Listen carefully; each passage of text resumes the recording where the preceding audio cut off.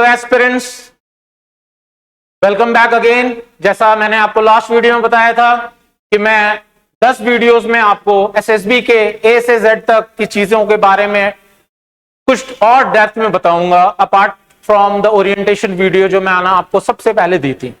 तो मैं उस सीरीज की सेकंड वीडियो जो कि मिशन रिकमेंडेशन है आपके सामने लेके आया हूं। मिशन रिकमेंडेशन का सबसे पहला और बहुत इंपॉर्टेंट पार्ट जो है, इनफैक्ट सबसे इंपॉर्टेंट पार्ट है, बिकॉज अगर आप फर्स्ट स्टेप नहीं लेते हो तो you can not ever reach on the top, no matter आप उसके बाद कितने अच्छे क्लाइंबर हो। First step is always important. एक बच्चा भी जो होता है, हो सकता है वो कल जाके गोल्ड मेडलिस्ट बने 100 मीटर स्प्रिंट में, लेकिन he starts with his first step only, correct? तो वो फर्स्ट स्टेप आपका एसएसबी प्रोसेस में है स्क्रीनिंग। मैंने इसको स्पेसिफिकली रेड फॉन्ट में बोल्ड में इसीलिए लिखा है ताकि ये आपके अंदर एक तरह से छप जाए। स्क्रीनिंग इन और आउट, इसका मतलब है अगर आप स्क्रीन्ड इन हो तो आप बाकी 4 दिन वहां स्टे करते हो और बाकी की जो परीक्षाएं हैं उनमें अपीयर होते हो, अपने आप को आपको प्रोजेक्ट करने का उतना टाइम मिलता है। अगर आप स्क्रीन्ड आउट होते हो बच्चे, तो अनफॉर्चुनेटली आपको उसी दिन same day with your bag and baggage घर भेज दिया जाए। तो घर जाने के बारे में ना सोचा जाए और ऐसी नौबत ना आए, इसलिए स्पेसिफिकली मैंने स्क्रीनिंग प्रोसेस को यहां कवर करने की कोशिश की है। Screening process all together 2 parts में बटा होता। Be with me, alright. OIR test, PPDT। अब भाई OIR टेस्ट क्या है? Officer intelligence rating test. PPDT, picture perfection description test. उसमें डिस्कशन भी इसका एक पार्ट है। अब देखो, मैंने जानबूझ के इन चीजों का यहाँ शॉर्ट फॉर्म लिखा या आपको ये चीज एक्सप्लेन की बिकॉज मैं आपको एक बहुत इंपॉर्टेंट और एक ऐसी चीज बताना चाहता हूं जो आपको हर जगह एप्लीकेबल होगी, सिर्फ एसएसबी पे नहीं। आपको ना इन टर्म्स से कैरिड ऑन नहीं होना, आपको इनको याद करने की भी जरूरत नहीं है, क्योंकि जो जार्गन्स होते हैं ना, जो टेक्निकल टर्म्स होते हैं, वो कई बार बच्चों को ना एक डर सा फील करा देते हैं कि भाई ये क्या चीज है, ऑफिसर इंटेलिजेंस रेटिंग, मैं तो ऑफिसर नहीं हूं, मैं तो जस्ट 12 पास हूं, बहुत बड़ी चीज होगी। तो एक जो ये डर एक हवा होता है ना, वो आपको परफॉर्म करने से रोकता है, करेक्ट? तो इन टर्म्स को आपको याद करने से बजाय इनको सिंपल वे में समझना है कि ये है क्या, और जब आप समझोगे तो आपको लगेगा ये तो मैं डे टू डे बेसिस पे करता हूं, या ये चीज मैं पहले कर चुका हूं, करेक्ट? OIR टेस्ट जो होता है वो 2 तरह से होता है, वर्बल या नॉन वर्बल, ठीक है? Again the technical terms are here, but मैं जब एक्सप्लेन करूंगा आपको तो आपको समझ में आएगा कि ये मेरे हिसाब से तो कोई बड़ी बात थी नहीं। आगे बढ़ने से पहले मैं आपको एक चीज बताना चाहता हूं, क्योंकि जिन्होंने एसएसबी बनाया था उन्होंने ये दोनों टेस्ट यहां पे रखे हैं, OIR और PPDT, तो इनका रेलेवेंस जरूर होगा। लेकिन ऑन ग्राउंड बच्चों, मैं आपको अपने एक्सपीरियंस से कहता हूं, अगर हम वेटेज वाइज देखें या इनकी डिफिकल्टी लेवल या इनकी प्रैक्टिकलिटी या एप्लीकेबिलिटी को देखें, तो आप इसको 10% समझना और इसको 90% समझना स्क्रीनिंग के लिए। अगेन आई रिपीट, इंपॉर्टेंट दोनों है, बट वेटेज वाइज या डिफिकल्टी लेवल वाइज, या भाई एक एवरेज होता है कि 100 बच्चों में से किसने किस चीजों में दिक्कत फेस की, उस हिसाब से अगर आप देखो ऑन ग्राउंड 90% वेटेज इसका है, 10% इसका है। इसका यह मतलब नहीं कि ये इंपॉर्टेंट नहीं है, I am just trying to give you some clue, तो आप उसको समझ लो मैं क्या कहना चाह रहा हूं। अंडरस्टूड? पहले वाले उसमें मैं आज इसको कवर करूंगा, PPDT पे हम एक सेपरेट और अलग स्लाइड पे आएंगे ताकि आप उस पे फुल्ली फोकस कर सकें। देखो,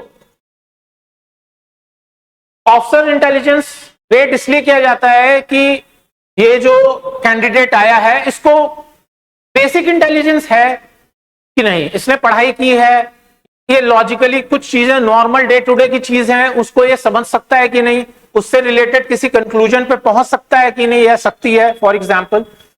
तो ये बहुत इंपॉर्टेंट पार्ट है एक आम इंसान के दिनचर्या का भी, और स्पेशली अगर आप ऑफिसर बनना के लिए एस्पायर हो रहे हो तो कल आपको जो टास्क मिलेंगे या आपको जो लोगों को कमांड करना होगा उसके लिए एक इनसेपरेबल पार्ट है। इस वजह से आपको ये एनालाइज करना चाह रहे हैं कि आप में ये कैपेबिलिटी है कि नहीं। इसको फर्दर ये बांटते हैं वर्बल या नॉन वर्बल में। जैसा कि नाम सजेस्ट करता है, वर्बल मतलब जो भी सिचुएशन आपको दिखाई या बताई जा रही है वो वर्ड्स में ड्राफ्टेड होंगी, ठीक है।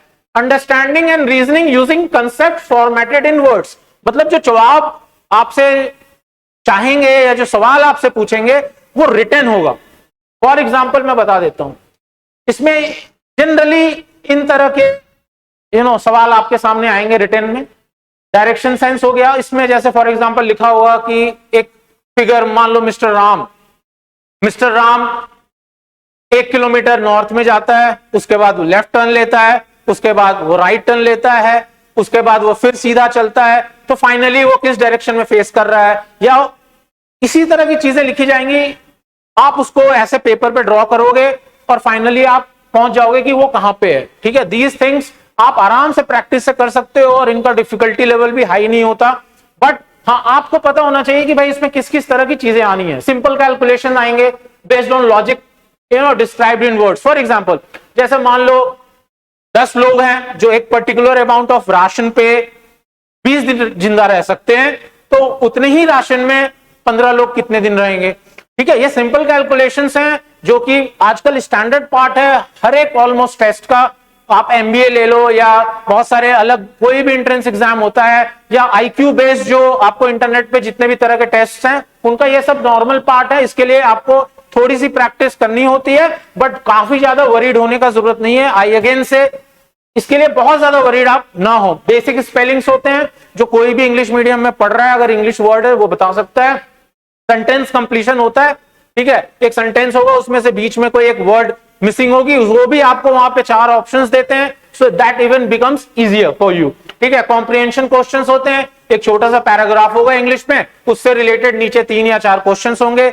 नंबर ऑफ क्वेश्चंस जो होते हैं वो वेरी कर सकते हैं डिपेंडिंग अपॉन भाई आपको टाइम कितना दिया गया है और वहां पे मतलब कितने बच्चे अपियर हो रहे हैं, इस पे भी डिपेंड करता है, ठीक है। तो वो उन पे रहने देना, कोई इसका फिक्स साइंस नहीं है कि इतने ही क्वेश्चंस में से पूछे जाएंगे।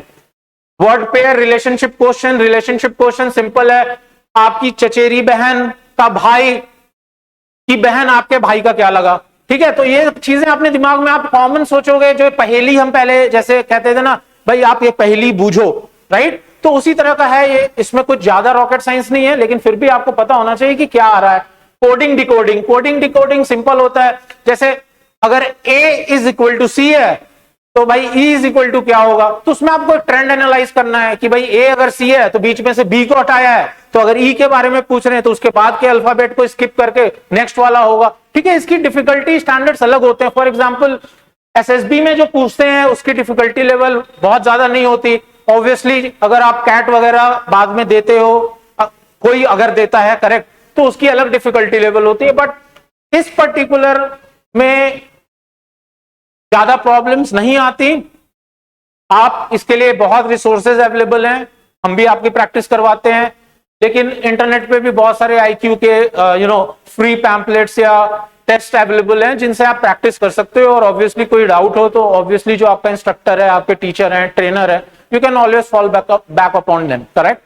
अब हम आते हैं नॉन वर्बल, जैसा कि साफ उसमें लिखा हुआ है, इसमें आपको स्टेटमेंट्स ना लिखकर वो आपको एक पिक्चर दिखाएंगे, एक पिक्चर नहीं, जैसे 4 पिक्चर हैं। अब उन 4 पिक्चर्स में एक ट्रेंड होगा। फॉर एग्जांपल एक बाहर स्क्वायर है, एक अंदर छोटा रेक्टेंगल है, बाद में स्क्वायर खाली है, उसके बाद एक स्क्वायर है, उसमें एक सर्किल है, तो उसके बाद क्या होगा, ठीक है, वो ब्लैंक रहेगा, नीचे 4 ऑप्शंस होंगे, उनमें से आपको एक चुनना है।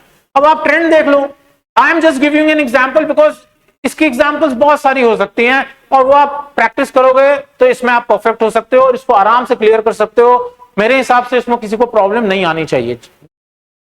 जैसा मैंने पहले बता दिया, कितने सवाल आएंगे नहीं आएंगे ये depending upon the difficulty level and the time allotted पे डिपेंड करता है। तो जो भी जितना भी क्वेश्चंस आपको आए, आपको मैक्सिमम अटेम्प्ट करना है। निगेटिव मार्किंग नहीं होती तो आप आराम से पहले जो आता है वो कर सकते हैं, उसके बाद बाकी आप अपना जो आपको बेस्ट लगता है उसमें आप अपना अटेम्प्ट ले सकते हैं। ठीक है, ये आपका फर्स्ट पार्ट हो गया स्क्रीनिंग का।